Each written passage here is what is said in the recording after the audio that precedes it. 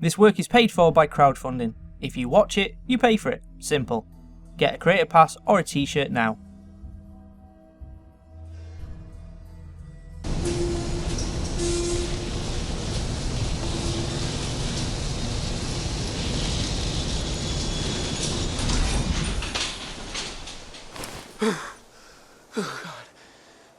So let's recap what's happened. The love of our life has been murdered in front of our eyes. Our first and only child has been stolen, but instead of the cliche crying and blowing snot bubbles in between talking in a spaced out way because we can't get our breath, we decide to be indifferent to, well, everything. But I'm sure this is only post-traumatic stress disorder, and as soon as we return home, we're about to come to a stark realisation of our situation.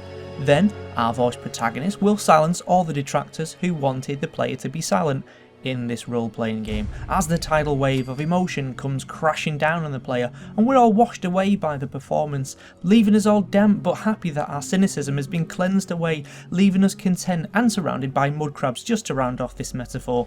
As I live and breathe! Oh, it's really you! Codsworth? You're still here. So, other people could still be alive too. Well, of course I'm still here! Surely you don't think a little radiation could deter the pride of General Atomics International? But you seem the worse for wear. Best not let the wife see you in that state, hmm? Where is the missus, by the way?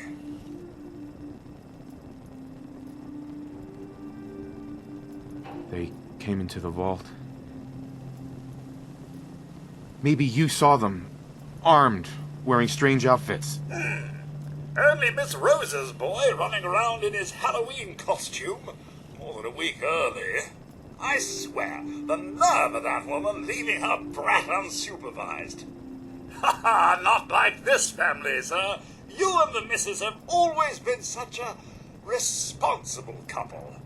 Where is she, by the by? They killed her. Sir, these things you're saying, these terrible things, I believe you need a distraction. Yes, a distraction to calm this dire mood. It's been ages since we've had a proper family activity.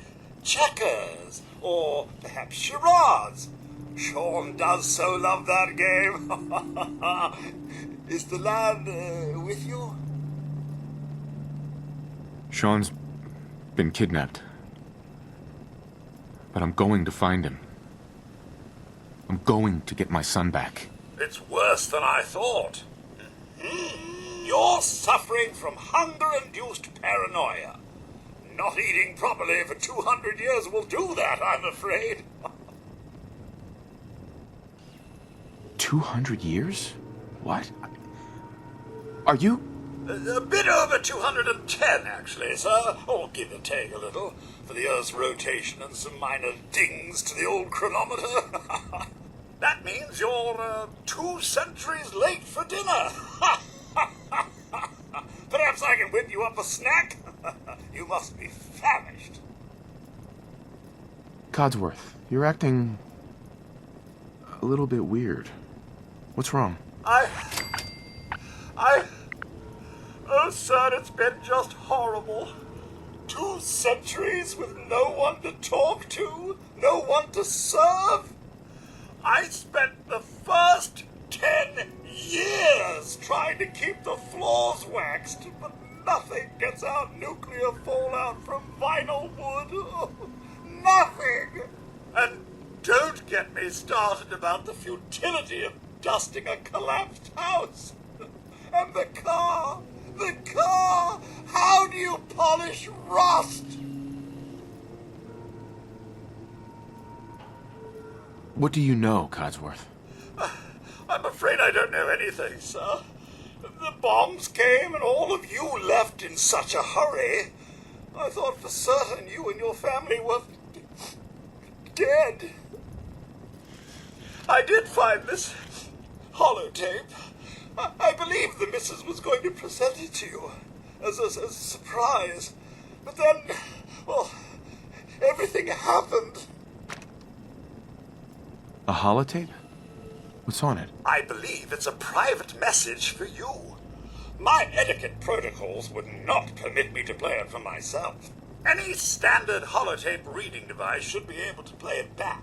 Oh, like that Pip-Boy on your arm. That should work brilliantly. Now, enough feeling sorry for myself. Shall we search the neighborhood together? The missus and young Sean may turn up yet. Have you seen anything dangerous? Oh, just the usual, sir. Pesky neighborhood dogs and mosquitoes. Shall I investigate? All right. Lead the way. Proud to serve, sir. Okay, so I'm thinking this PTSD is deep rooted. Either that, or our character has been emotionally upstaged by a robot. Regardless, the 30 seconds I spent with the wife and kid at the beginning of the game made me personally forge a long emotional bond that won't be broken. So I'm going to go hunt down for answers and get my son back, because I'm so going to put right this injustice, it's untrue. I don't know what to do. But maybe one thing you could answer me, as we search for answers together that is, how come the trees still seem to be alive? I did a search a while ago, and if I remember, the bombs went off about 20 miles away, not sure an exact distance, and I can't be bothered checking now. But a blast that close, coupled with the rest of America Land the theme park being microwaved at the same time, would mean they should all be dead, shouldn't they? I mean, I would imagine the nukes in the Fallout universe would cause more damage than they do in the real world, as they're more nuclear driven. Anyway, while you ponder that, let's listen to R2-D2. Come on, Codsworth. I need your help. Where can I go? Well, you could head into the city. Concord is nearby. But the people there are as put together as I am. There's still people alive in Concord? Yes, although they're a bit rough. You remember the way? Just across the southern footbridge, out of the neighborhood and past the Red Rocket Station? Concord. Concord? Concord. Concord? Concord. Concord? Concord? Concord. Let's bring the newcomers up to speed. That robot, Codsworth, was our robot butler from before the war. Now he's managed to not get destroyed from the EMP blast of the local nuke, and instead has gone a bit mad, what with being programmed to serve and having no one to serve. He's given us a bit of a lead, but mostly he's just enraged us for the way he said Concord, making it sound like Conquered. Only a big deal if you're trying to carry off a posh English accent like, but I'll just swallow this ball of rage down and use it against the low down dirty son of a jelly bean who Don Gunn took my baby boy. Now that point I made earlier about the robot somehow avoiding getting fried by the EMP raises another question I have for you. Why wouldn't the Chinese have detonated some of their nuclear arsenal in the air? I am of course simplifying the war and saying the Chinese attacked. It's a big complex issue of what was involved, but to make this question easier and offset all the damage other so-called Fallout channels have churned out, we'll assume the same. I might make something on the topic in the future, and yes, I do stifle my vomit sometimes to watch what you have to put up with on YouTube, so I do feel for your bread bins. Like I say though, the Chinese are aware how technology dependent the America Land theme park is, so a couple of airborne nukes would have disabled a lot of the tech, like power armor and such, making it a lot easier to roll over the populace and take whatever they want. So why didn't they? While you mull over that, we're going to head over to the Red Rocket. Now you've seen from the top of this video, I've made a Red Rocket design shirt, which you can get from roley.co.uk. It's my own design, and I want to create shirts around the episodes we do, so that's what I'm going to do. Now the reason we're visiting this Red Rocket isn't to discuss the philosophy around this location. Hopefully I can bring you stuff like that in the future. It's because it has something you might miss at first glance. Oh, but first let's meet man's best friend who I can form a meaningful and heartfelt companionship with. I sure hope the close bond we established doesn't get broken when he gets violently murdered. Luckily it appears this Alsatian can't die, so I don't have to fear that. I do however have to endure a sickening noise every time he's injured, which being honest kills me a little more each time inside, but ho hum.